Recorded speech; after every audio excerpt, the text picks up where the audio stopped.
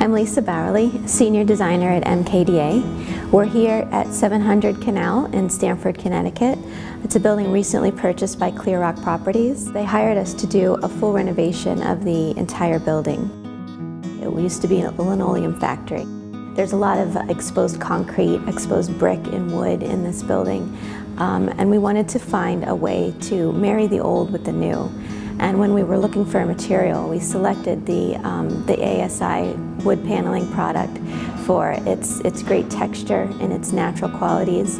And we really loved how it worked with the more modern finishes that we were introducing.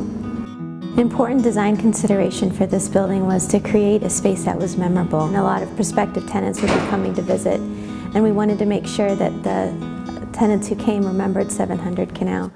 We use the material on every floor of the building. It's the first thing you see as you get off the elevator lobby on each level, so it really carries through our design intent. The designers in my office always turn to ASI when they're looking for unique, creative materials like this. This wood paneling was very reasonably priced, it was easy to install, and it was the perfect product for this space.